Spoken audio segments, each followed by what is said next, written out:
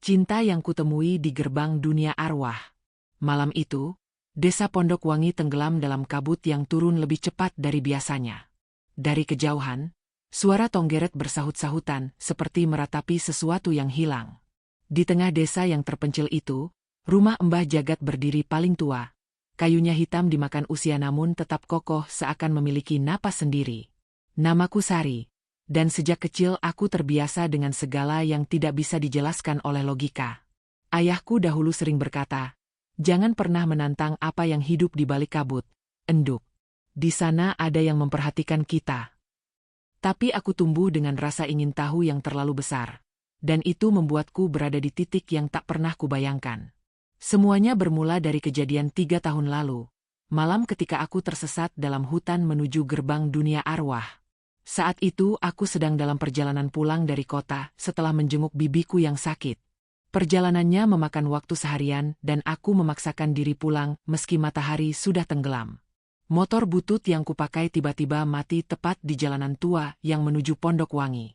Tidak ada sinyal, tidak ada rumah, hanya pepohonan jati yang menjulang seperti dinding hitam. Aku mendorong motor itu, berharap menemukan penduduk desa yang bisa membantu. Namun yang kutemui hanya jalan yang makin lama makin menyempit, seolah memaksaku berjalan ke tempat yang seharusnya tidak kudatangi. Ketika kabut turun, aku mulai kehilangan arah. Suara gamelan lirih terdengar dari kejauhan. Mustahil ada yang memainkan gamelan di hutan malam-malam. Tapi suara itu begitu jelas, seperti dipanggil oleh sesuatu. Aku terus berjalan, menembus kabut sampai akhirnya melihat cahaya temaram, seperti obor yang dijaga seseorang. Di sana, berdiri seorang laki-laki. Bukan penduduk desa. Bukan orang yang pernah kulihat seumur hidupku. Ia mengenakan pakaian lurik kuno, rambutnya sedikit panjang dan matanya, entah bagaimana, bahkan dalam gelap sekalipun, tampak berkilauan. Aku sudah menunggumu, katanya pelan. Aku terpaku. Menungguku. Ia tersenyum. Sini. Jangan takut. Cara bicaranya lembut, tapi udara di sekitarnya terasa dingin, menusuk sampai tulang. Ketika langkahku mendekat, kabut tersibak, menampakkan gerbang batu raksasa dengan ukiran wajah-wajah manusia yang sedang menjerit. Aku tahu persis, benda seperti itu tidak ada di hutan ini. Apa ini? Bisikku. Gerbang. Jawabnya. Tempat di mana dunia kalian dan dunia kami bertemu. Aku mundur selangkah. Kalian. Ia menunduk sedikit, seolah malu. Aku berasal dari seberang sini. Gerbang itu bergetar perlahan, dan angin dingin menyapu wajahku. Bulu kuduku berdiri. Tapi saat mataku bertemu dengan matanya, rasa takut itu, anehnya, melemah. Ada sesuatu yang lembut dalam sorotnya, seolah ia menyembunyikan kerinduan yang sangat tua. Aku Riandaru, katanya. Kau tersesat. Tapi bukan tanpa alasan. Itulah awal perkenalan kami. Entah bagaimana, sosok itu menolongku keluar dari kabut. Ketika kembali ke jalan besar, motorku bisa menyala lagi, padahal sebelumnya mati total. Namun saat ku menoleh untuk berterima kasih, Riandaru sudah hilang, seperti menembus udara. Sejak malam itu, hidupku berubah. Aku sering melihat bayang-bayangnya di balik pepohonan, mendengar namaku dipanggil lembut saat malam, atau mencium aroma bunga kantil setiap kali ia mendekat. Ketakutan dan penasaran bercampur menjadi satu. Sampai suatu malam, aku nekat menyusuri jalan itu lagi. Disitulah segalanya semakin dalam. Riandaru menemuiku lagi, dan kali ini tanpa banyak bicara ia memperlihatkan padaku sebagian kecil dunia yang ia tinggali. Tak sepenuhnya arwah, tapi tidak hidup seperti manusia. Ia terikat pada gerbang, tak bisa meninggalkan batas kabut. Kami berbicara malam demi malam. Tentang hidupku, hidupnya, tentang kesepian yang selama ini ia rasakan. Ia bilang sudah menunggu seseorang selama ratusan tahun tanpa tahu siapa, sampai aku muncul di hadapannya. Hari berganti minggu, minggu berganti bulan, dan aku jatuh cinta kepadanya. Cinta yang bahkan tidak masuk akal. Cinta kepada sesuatu yang tidak sepenuhnya manusia. Tapi cinta itu nyata. Sangat nyata, seperti jantungku sendiri. Namun kebahagiaan itu tidak bertahan lama. Desa mulai dilanda kejanggalan. suara-suara jeritan malam, bayangan-bayangan berkelebat, anak-anak yang mengigau melihat sosok berpakaian lurik di pinggir sawah. Orang-orang mengatakan gerbang itu kembali aktif. Dan nama Riandaru disebut-sebut dalam legenda desa sebagai penjaga gerbang. Penjaga yang jika terganggu, akan membuat batas dunia menjadi kacau. Aku yang mengetahui siapa sebenarnya Riandaru, terjebak dalam dilema. Aku mencintainya, tapi kehadirannya membuat gerbang melemah. Dunia arwah mulai menembus ke dunia manusia. Mbah Jagat, satu-satunya orang yang memahami hal semacam itu, memanggilku pada malam ketika kabut menebal. "Enduk," katanya pelan. "Kau dekat dengan penjaga gerbang itu, ya?" Darahku seolah berhenti mengalir. "Mbah, aku." Ia menghela napas panjang. "Cinta boleh buta, tapi dunia tidak. Jika batas itu jebol, banyak yang mati. Kau harus memilih." Itulah malam pertama aku merasakan ketakutan yang sebenarnya. Aku tahu Riandaru tidak jahat, tapi cintanya padaku, itu yang membuat gerbang melemah. Ia terlalu sering melintasi batas hanya untuk menemuiku. Dan yang lebih menakutkan lagi, jika gerbang tertutup selamanya, ia akan terperangkap di dalam dunia arwah dan tidak bisa muncul lagi. "Selamanya. Kau harus siap berpisah jika ingin desa ini hidup," kata Mbah Jagat. "Tidak ada cinta yang tanpa tumbal, Enduk." 3 tahun berlalu sejak malam itu. Banyak hal berubah.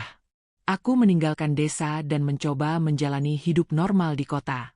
Tapi hatiku, seperti ditinggal di tepi gerbang itu. Tidak ada hari tanpa aku memikirkan Riandaru, bayang-bayang matanya, suaranya yang memanggilku pelan. Hingga akhirnya aku kembali ke Pondok Wangi.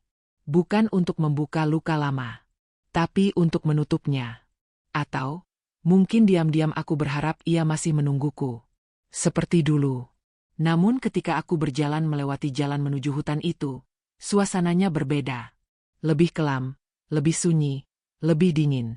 Seolah aku memasuki sesuatu yang sudah lama menungguku untuk kembali. Dan jauh di balik pepohonan, aku mencium aroma kantil. Hutan menuju Pondok Wangi selalu sunyi. Tapi malam itu kesunyian itu terasa seperti sesuatu yang bernapas. Kabut menggulung rendah, menutupi tanah seperti selimut dingin. Aku menegakkan badanku, memastikan langkahku stabil meski jantungku berdebar keras. Aku kembali ke desa karena mimpi itu, mimpi yang sama, berulang-ulang selama berbulan-bulan. Dalam mimpi itu, Riandaru berdiri di depan gerbang batu, tubuhnya remang, suaranya lirih. "Sari, pulanglah. Aku di sini." Mimpi itu tidak pernah berubah. Selalu sama. Dan setiap kali terbangun, aku merasakan aroma kantil memenuhi kamar meski jendela tertutup rapat. Itulah yang memaksaku kembali.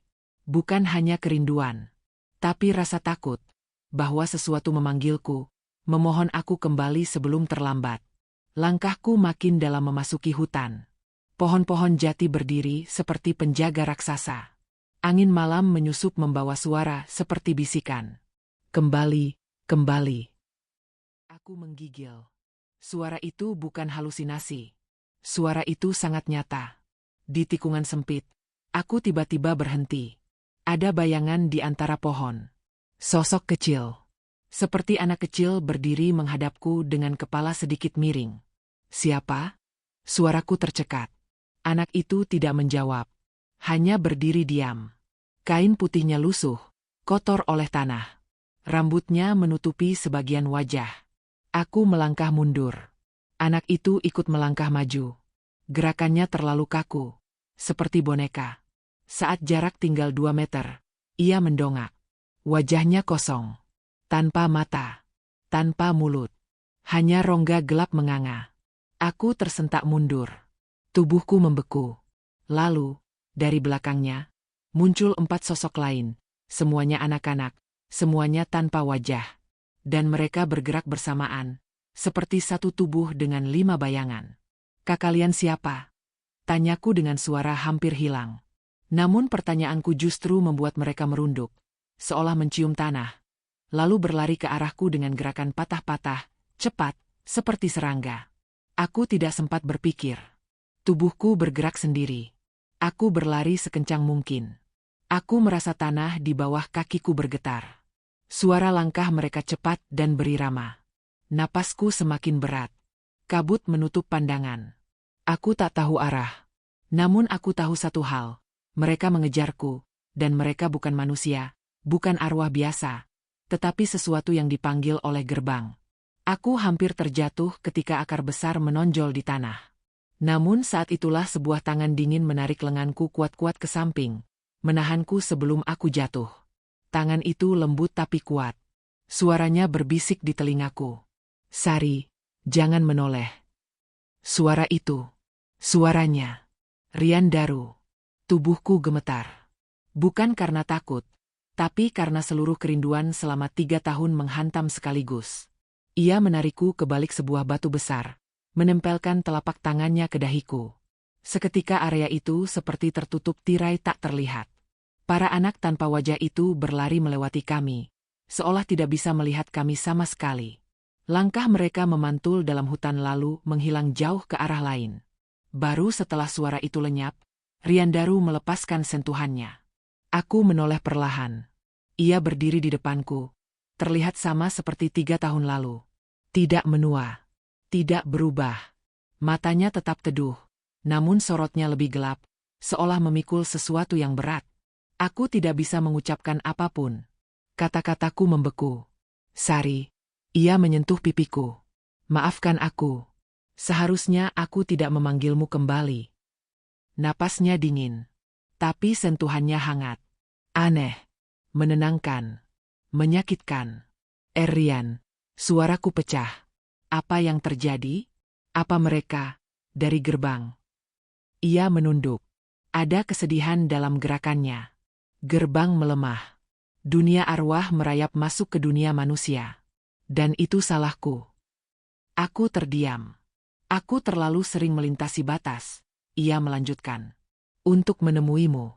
Untuk memastikan kau baik-baik saja. Setiap kali aku melintasi kabut, retaknya melebar. Aku menelan ludah. Dan anak-anak itu? Mereka tersesat. Ujarnya lirih. Tidak punya bentuk. Tidak punya wajah karena mereka kehilangan jati diri. Mereka tertarik pada sesuatu yang hilang. Ia menatapku dalam. Seperti aku kehilangan dirimu. Dadaku terasa sesak. Rian, aku merindukanmu, kataku. Aku mencoba melupakan, tapi... Ia menggeleng cepat, seolah takut mendengar kalimat selanjutnya. Jangan katakan itu. Makin kau terikat padaku, makin gerbang melemah. Dunia kalian tidak bisa menanggung beban keberadaanku. Aku menggigit bibir. Lalu kenapa kau memanggilku kembali? Ia terdiam lama sekali. Angin malam berdesir seperti menggantikan suaranya. Karena aku takut, katanya akhirnya. Ada sesuatu yang bangkit di seberang sana. Sesuatu yang haus. Sesuatu yang ingin keluar melalui gerbang itu, menggunakan aku sebagai jembatannya. Aku memucat. Apa maksudmu? Sar, aku bukan lagi satu-satunya penjaga. Ada entitas lain yang ingin mengambil alih. Jika ia sepenuhnya bangkit, maka ia akan menembus dunia ini. Dan desa ini akan menjadi tumbalnya. Angin bertiup dingin. Aku sadar. Apapun yang terjadi, semuanya kembali padaku. Pada pertemuan kami. Pada cinta yang kubawa 3 tahun lalu. Rian. Aku menarik napas berat. Apa yang harus kulakukan? Ia menatapku lama. Sangat lama. Aku ingin kau pergi. Lidahku keluh.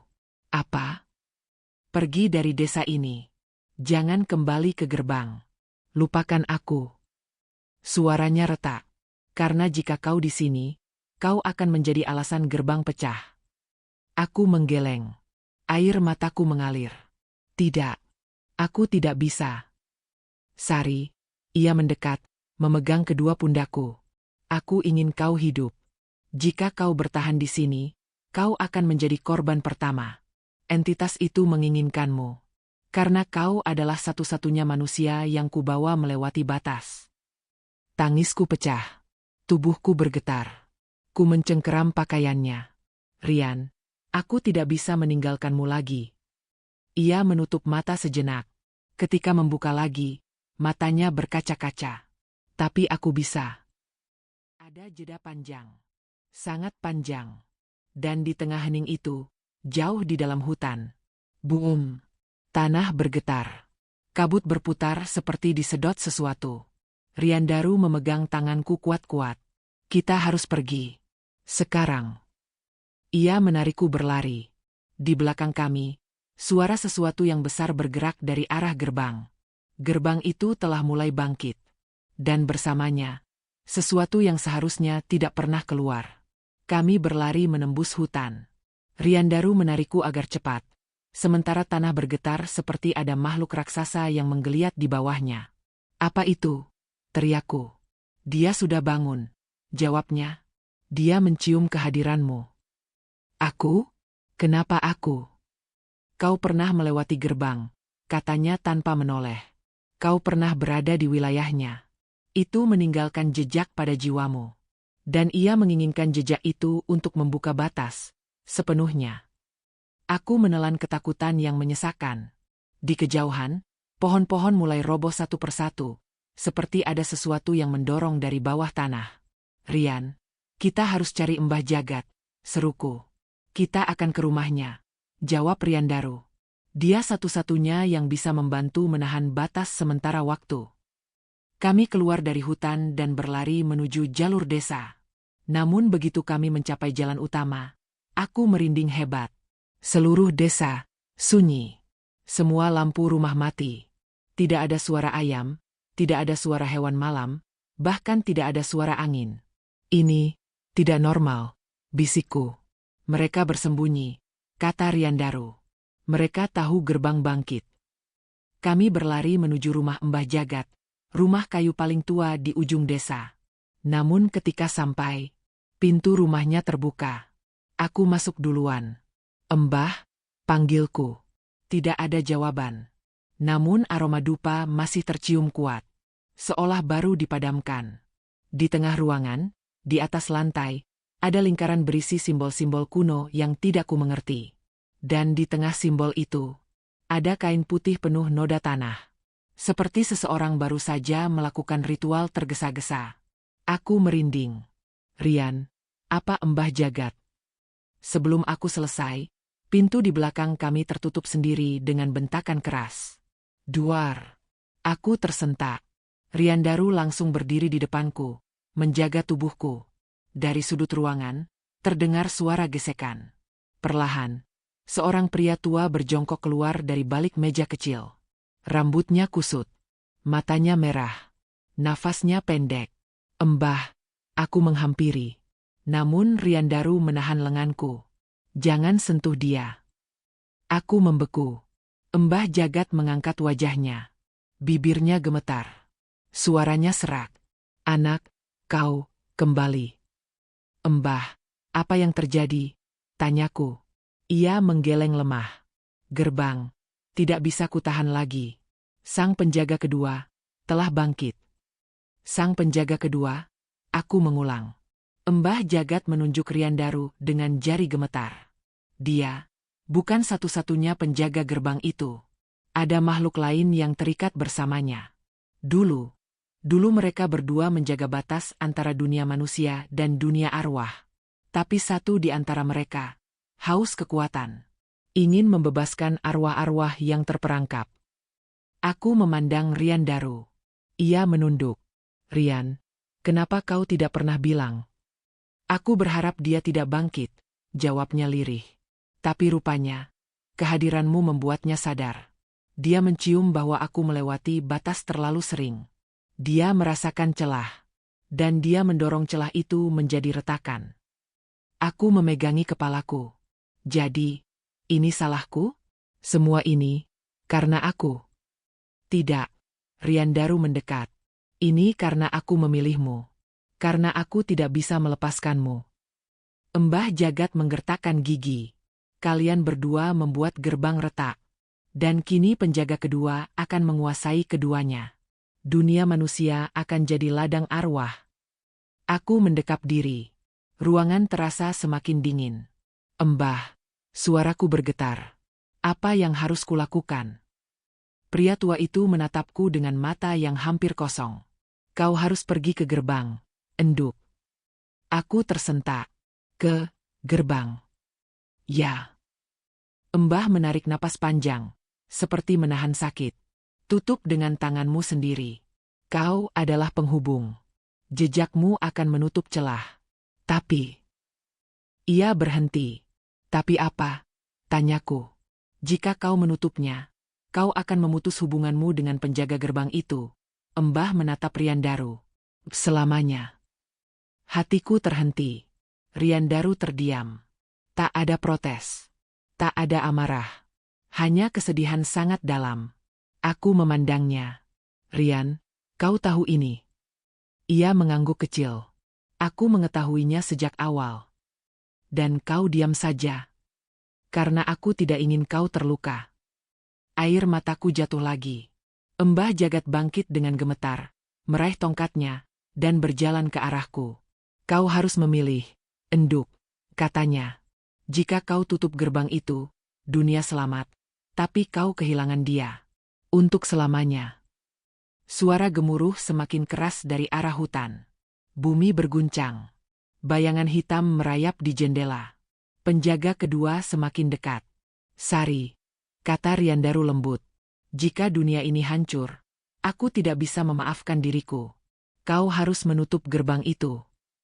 Aku menggeleng kuat-kuat. Aku tidak ingin kehilanganmu lagi. Ia menatapku, dengan mata yang penuh cinta dan kepedihan. Tapi jika kau memilih aku, kau akan kehilangan segalanya. Jendela pecah. Suara jeritan menggema dari luar. Gerbang memanggil namaku. Sari. Dan aku tahu, bab berikutnya akan menjadi keputusan yang mengubah segalanya.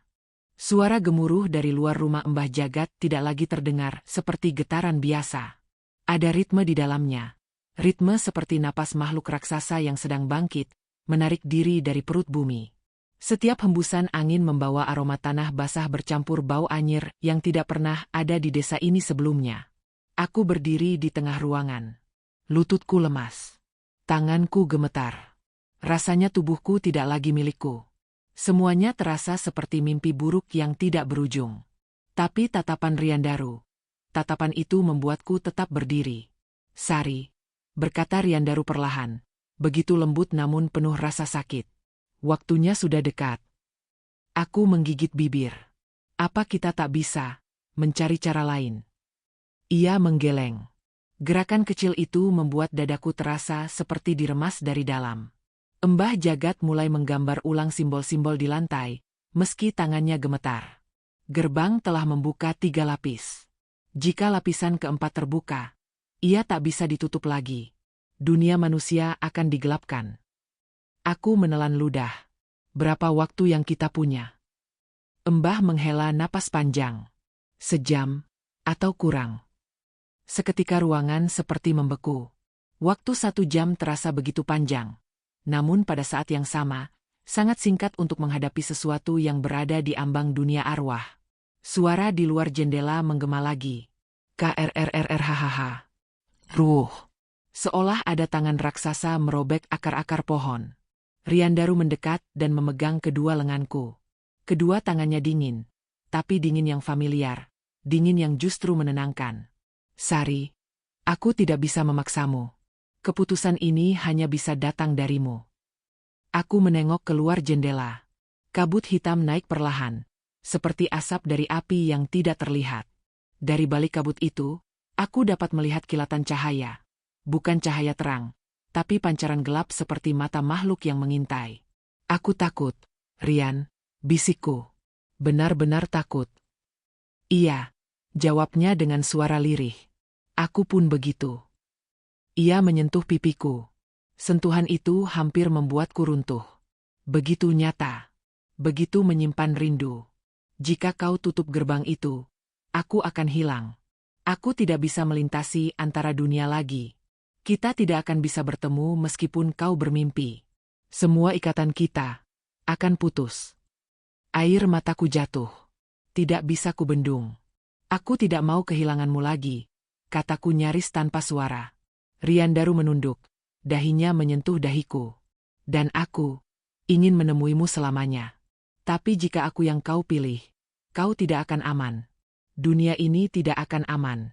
Dan itu lebih menyakitkan bagiku. Aku memejamkan mata. Seluruh diriku berteriak ingin menolak. Tapi jeritan itu harus kutahan. Dunia ini bukan hanya tentang aku dan perasaanku. Mbah Jagat berdiri dengan tongkatnya. Kalian harus berangkat sekarang, katanya dengan suara serak. Gerbang itu memanggil namamu. Enduk. Jika kau menunda sedikit saja, penjaga kedua akan keluar lebih dulu. Aku menatap Riandaru lagi. Kalau begitu, kau ikut denganku.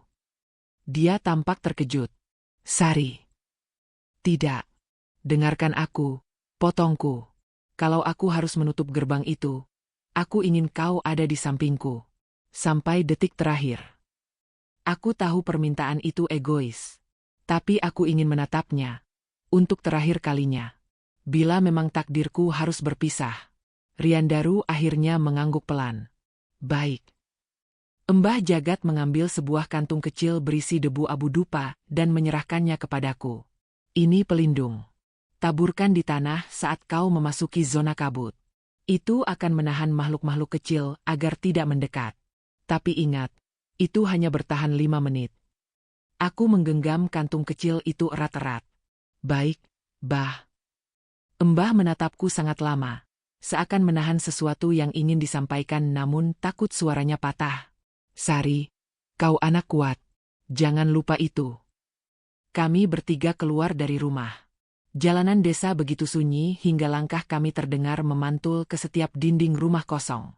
Kabut menutupi hampir seluruh jalur menuju hutan. Angin membawa suara seperti tangisan. Rumah-rumah tertutup rapat. Tidak ada satupun lampu menyala. Semua penghuni desa seolah lenyap. Aku menggenggam tangan Riandaru saat kami memulai perjalanan menuju gerbang. Jalan yang sama yang pernah kulewati 3 tahun lalu. Jalan yang sama ketika aku tidak mengerti apa yang sebenarnya terjadi. Saat semua hanya tampak seperti dunia mimpi. Namun sekarang, segala sesuatu terlalu nyata. Hingga aku merasa kalau aku berhenti berjalan, aku akan patah. Kami memasuki hutan. Kabut semakin tebal. Udara berubah dingin seperti es. Aku menaburkan abu pelindung ke tanah. Cahaya redup keunguan muncul dari tanah yang tertabur, membentuk garis tipis seperti pagar tipis. Tapi itu tidak menenangkan. Dari balik kabut, terdengar suara berlarian. Bukan kaki manusia. Lebih cepat. Lebih ringan. Lebih patah. Aku menelan rasa takut dan tetap berjalan.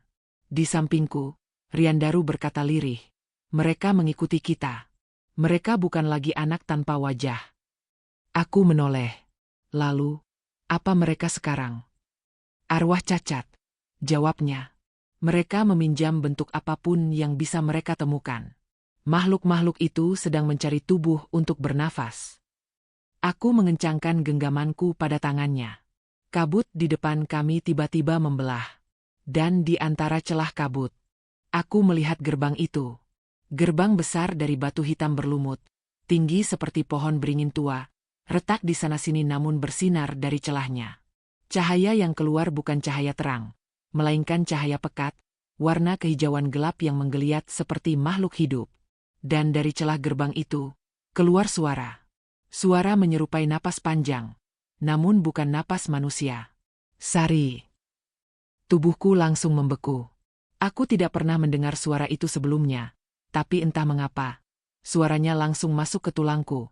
Membuatku merasa seperti namaku telah diukir di balik batu gerbang itu sejak lama. Aku merasakan Riandaru menarikku sedikit ke belakang.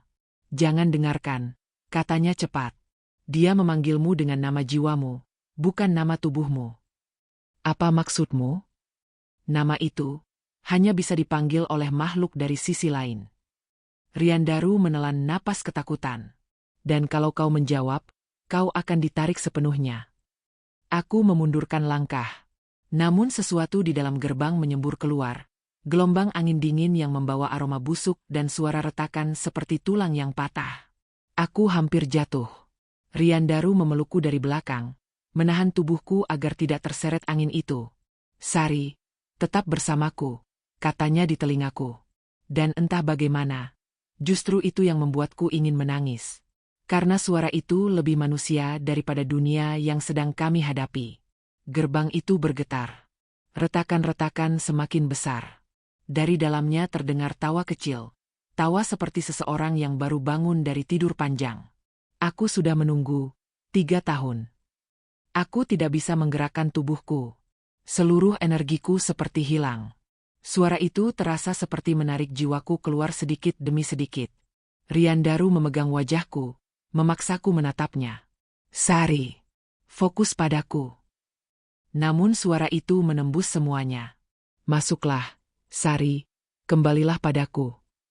Aku menutup telinga, tapi suaranya terdengar dari dalam kepala. Aku mulai gemetar. Dunia seolah berputar. Apa itu? Tanyaku terengah. Riandaru memandang gerbang dengan mata penuh ngeri. Dia, Sari. Penjaga kedua. Makhluk yang bahkan aku sendiri tak bisa lawan. Kakiku mulai melangkah sendiri.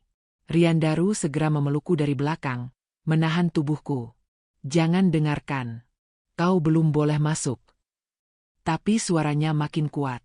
Aku menunggumu, Sari. Kembali ke tempatmu berasal. Tubuhku melayang setengah langkah ke depan. Riandaru memelukku makin erat. Sari, lihat aku. Lihat aku. Aku mencoba. Benar-benar mencoba.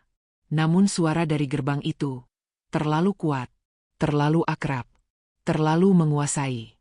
Dan di tengah kekacauan itu, sesuatu muncul dari dalam retakan gerbang. Sebuah bayangan raksasa perlahan menyentuh batas dunia manusia.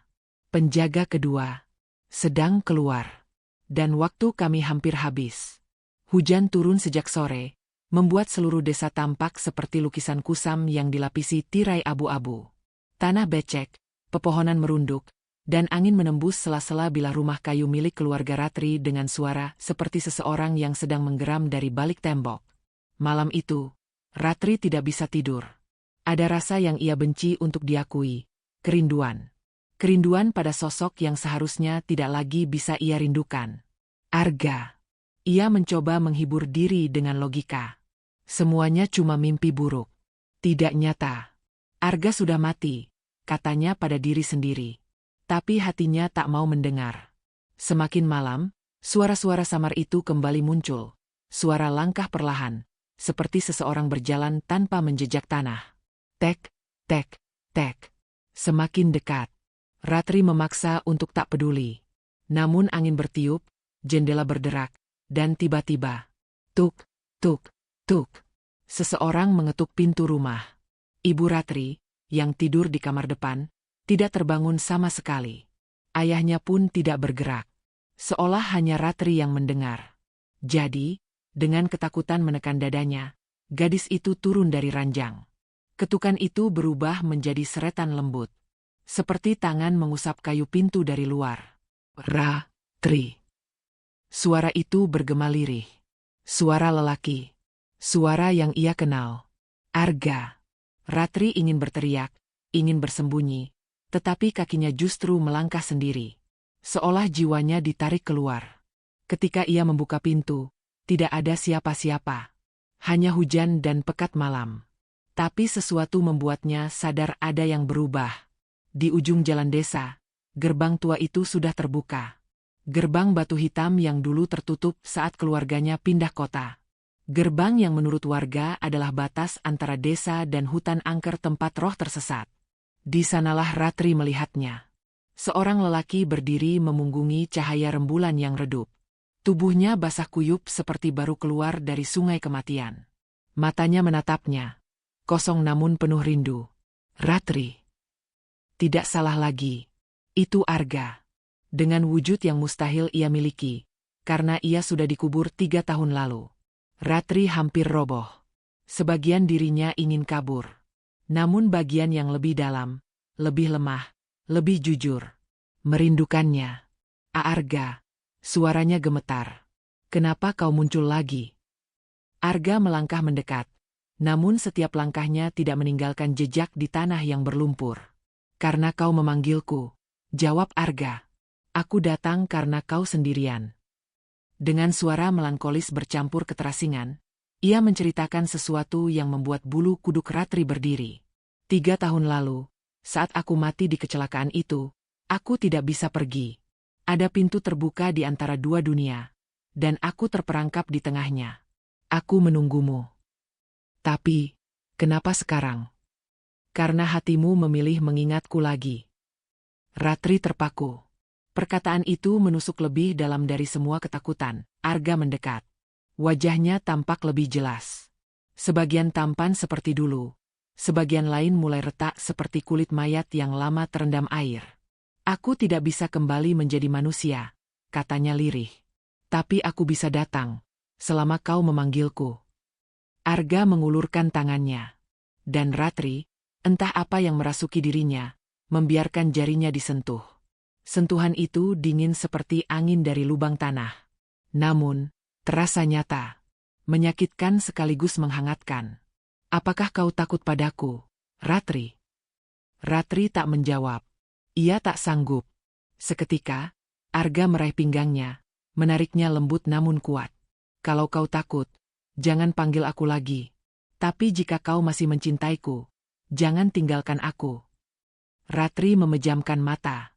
Hatinya bertarung antara nalar dan kerinduan. Namun saat ia membuka mata, Arga menghilang. Yang tersisa hanya pintu gerbang yang kembali tertutup perlahan. Dan suara lirih yang dibawa angin.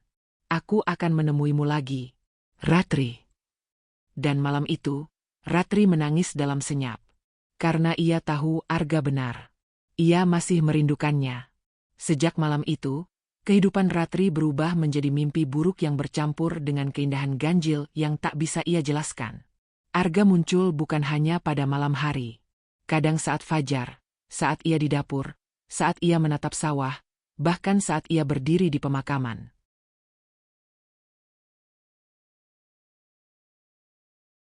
Awalnya, Arga hanya menampakkan diri dari jauh. Lalu mulai mendekat. Lalu mulai menyentuh. Hingga pada suatu malam, malam yang Ratri harap tidak pernah terjadi dan juga tidak pernah bisa ia lupakan, Arga menyatu dengannya. Tubuh Arga dingin seperti air sumur. Namun sentuhannya nyata, intens, dan menuntut. Ratri tahu itu salah. Tahu itu bukan manusia. Namun dalam kabut kerinduan dan teror, ia menyerah. Dan ketika semuanya selesai, Arga hanya berkata, "Sekarang, aku sudah menjadi bagian dari dirimu." Sejak itu, keadaan semakin tak terkendali.